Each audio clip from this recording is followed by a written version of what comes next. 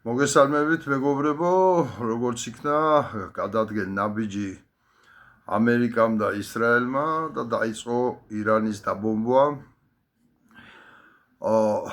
აგრეთვე ამ ფონზე არ ჩანს და პაკისტანი ავღანეთის ომი დაიწყო, უკვე მსხვერპლი არსებობს, 80 კაცამდე ამბობენ ავღანელების მხარეს, პაკისტანელების მხარეს 60 ადამიანს ამბობენ, ეს გამოიწვევს და კაცმა არ იცის, ახლა არ ვიცი რამდენიმე ადამიანის გარდა ალბათ არავინ არ იცის რა მასშტაბის იქნება გრევა, რა მასშტაბის იქნება ტოლვილების რაოდენობა სამივე მხრიდან, თქვა ირანიდან, პაკისტანიდან, ავღანეთიდან და ასე შემდეგ და რამდენხან გაგრძელდება ეს ომი.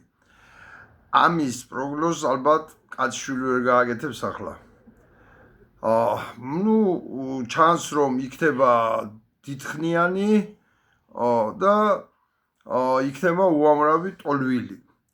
და ამ თემას მე ერთხელ შევეხე, მაგრამ კიდევ ერთხელ მინდა ვთქვა, ახლა ხელისუფლების იმედი ჩემტერს ექნა საქართველოში. და თან იმნაირები არიან ალბათ ფერეიდანელ ქართველებზე უფრო პაკისტანელს და ავღანელს მიიღებენ ემიგრანტად.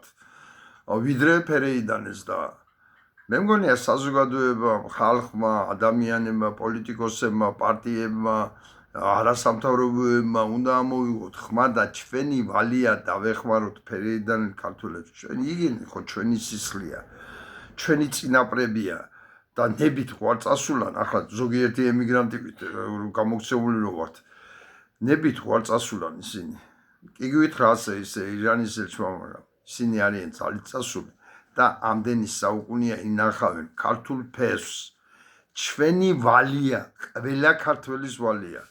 მივაქციოთ თუ იქნება ტოლვილები, თუ იქნება გამოქცევა, ემიგრაცია, აუცილებლად მივაქციოთ ამას ყურადღება და გადაუკეტოთ პაკისტანს და ავღანეთიდან ტოლვილებს გზა და გზა გაუხსნათ ფერეიდანელ ქართველებს.